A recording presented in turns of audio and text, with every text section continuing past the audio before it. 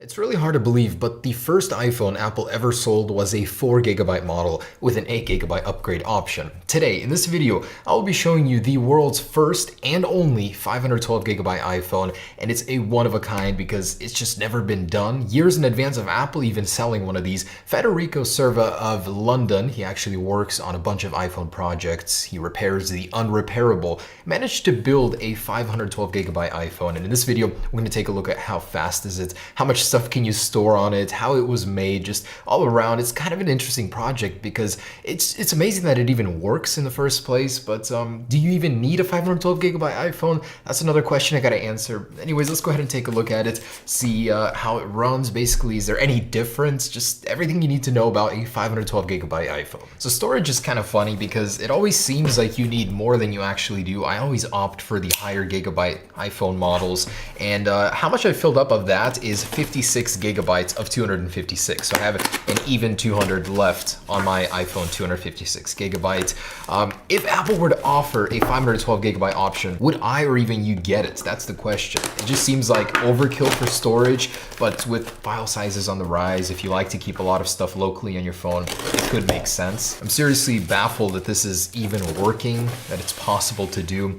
And the iPhone of choice is an iPhone 7 Plus in this matte black. This certainly isn't the first time a transplant has happened. I've seen it go from 16 to 128 or 32 to 256, but the first time ever, as you can see right there, we've got 512 gigabytes on an iPhone.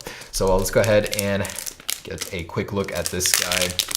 Oh, he resealed the iPhone for me. That's cool. And all right, I'll turn the camera around. Take a look at that. All right, so let's dig in.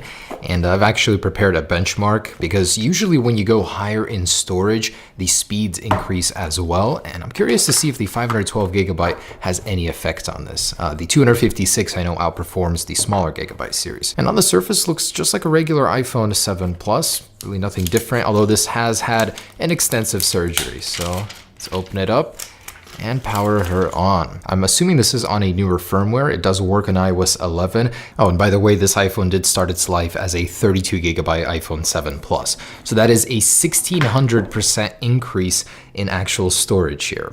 Now the setup menu has finished. Let's see what's in store for us inside. Going to General, About, and wow, for the first time ever, you are able to get over 500 gigabytes of available storage. Apple takes away about 7 for the iOS version, and that is just ridiculous. iOS 11.2.5. I do wonder if this works on iOS 11.3. Try that out later, but for now, I want to go ahead and get some benchmarks and compare it to a regular iPhone 7 Plus 128 gigabyte and then a 256 gigabyte iPhone 8 Plus. Let's see which of these three is the fastest using this storage. All right, do keep in mind this iPhone is completely empty, so these speeds are going to be pretty quick here. And let's go ahead and start. So it'll give us a read and write speed here of the 512 gigabyte, and then a random test with 4K content. I'm going to start the same test here on the iPhone 7 Plus series and see what we can get. So we got 580 megabyte read speed, 437 write, and in real world test of 4K, 4.38 megabyte write, 17.11 read.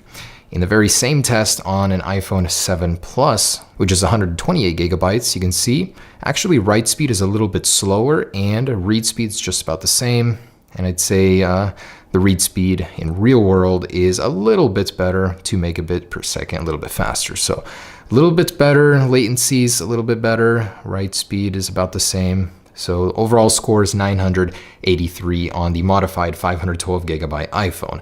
All right, let's try that on the 8 Plus. And wow, as you can see, the iPhone 8 Plus is actually slower on 256 gigabytes versus the 512 of the iPhone 7 Plus. So it did get a slightly higher score on the 512 here. Faster read speeds, but the write speeds are a little slower in this one for some reason.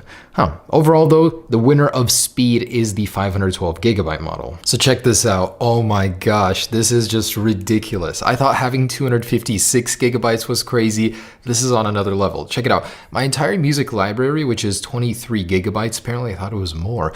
This is what little of a dent it makes, a tiny little bit right here. So about 5 megabyte songs, you can have about 102,000 of them loaded on this locally on your phone. So that's pretty much a lifetime of music right there. That's so funny. So I've got my entire music library synced up and it's barely made a dent. dent here. So next up, I wanted to go ahead and update to iOS 11.3 and see if that affects this in any way, if it's able to update, if Apple implemented any sort of protection, basically. It's just kind of amazing that Apple hasn't done anything to stop this. I just don't think they prepared for anyone to actually do this to their device. And look at that, iOS 11.3 upgrade was successful. I'm very happy to see that. I was kind of nervous about updating it, knowing how much was messed with inside. So let's go ahead and get to the how-to. How much does it cost? Everything you need to know in between if you guys even wanted to remotely do this yourselves. So believe it or not, as simple as this seems, it's not quite so. That was a joke. This is extremely difficult. Nobody here will be able to do it unless you have all of these specific tools. Step one is to find a donor. Now, buy an iPad that's either broken, iCloud locked, something really damaged online, and remove the 512 gigabyte chip. This is the only iPad or iDevice right now that Apple offers this storage capacity in. Go ahead and remove that from the logic board, but first remove the logic board, and then using specific tools, you want to heat the actual logic board and remove the NAND flash chip. This is not an easy process. It takes a while. You can break many components in the process, but once you do have that removed, everything is easier from here. Of course, after repeating this process on the iPhone. So go ahead and prepare your iPhone of choice for this sacrifice. The iPhone 7 series is the only one that can receive a 512 gigabyte chip at this time, as the tools to do this do not exist yet or are not very accessible for the iPhone 8 series, but of course that shouldn't be a problem in the future. In any case, if you wanted to do this to an older iPhone, you certainly could. So go ahead and remove the logic board and place some copper coins around the NAND chip before actually heating it. This way the heat can dissipate through the frame and not damage other components. It's very important you do this. Now, removing this is no easy thing. Federico actually recommends a 420 degrees Celsius hot air gun that's set with a 2.5 centimeter nozzle, and go ahead and nudge around the edges with this little pry tool to remove it. And it does take a long time, so be very gentle. You don't want to damage anything else in the process, but eventually it will pop off. So next up, you want to go ahead and remove the chip and clean the connection point on both the chip and the logic board. It's very important you do this, as reinstalling it, you want to make sure that you're getting as clean of a connection as possible. And of course, when you're going to reball it with new solder, it needs to be really clean for all the connection points to line up. So this is very important to do, but once you've cleaned it, next is the somewhat easier part, programming. As long as you have the necessary tools for this, you should be able to go through it fine. The programs for it are not very user-friendly, but you are able to copy the contents of any other iPhone chip and paste it onto this one while clearing out all of the original iPad settings. So you want to copy all of your content and then go ahead and put it onto this sheet to reball it with the solder. And as you can see, melts it with the heat gun and it's ready to reapply on the actual logic board. And while this all looks very intimidating, it's not super hard to do as long as you have all of the tools for it. There's a lot of shops that offer this service in China, so it's definitely possible, and the fact that it's 512 gigabytes doesn't change much. And finishing up this installation, apply some flux, set the actual chip into the original spot, make sure it's heated properly and set, and you'll know it's working when you reinstall it into the iPhone. You should get some sort of response. Now, unless it's already pre-programmed, you're going to have to restore the iPhone in iTunes, and only then will it turn on. So there's the original chip, and going into settings, you can see the installation was a success, 512 gigabytes. And now go ahead and load an entire life's worth of content on your iPhone. So after finishing, he took it to an Apple store and the reactions are priceless. Okay, so today guys, we will be seeing what the Apple think about the iPhone 7 512 gigabyte. Let's go see. Hi guys, sorry to bother you. Can I ask you a quick question? Do you guys sell the iPhone 7 512 gigabyte? It doesn't exist.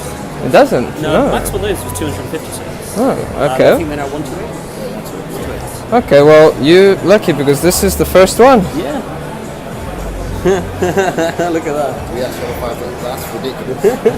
Wow. That's amazing. Yeah? How cool is that?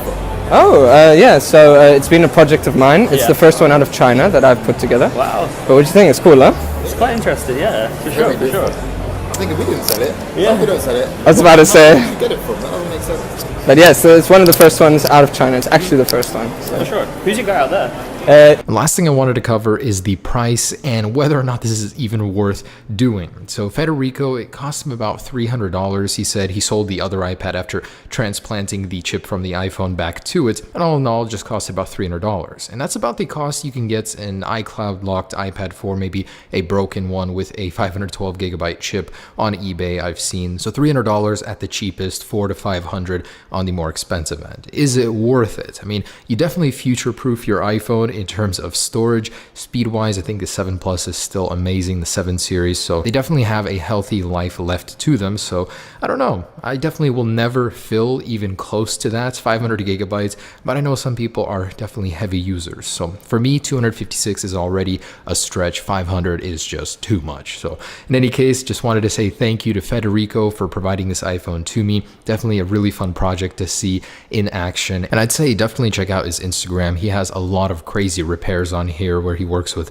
so many different types of iPhones. He drills into motherboards, CPUs, just does the craziest stuff. So check him out on Instagram at Federico Serva. Thank you again to him, and thanks so much for watching, guys. The 512 gigabyte iPhone is real before Apple even made it so.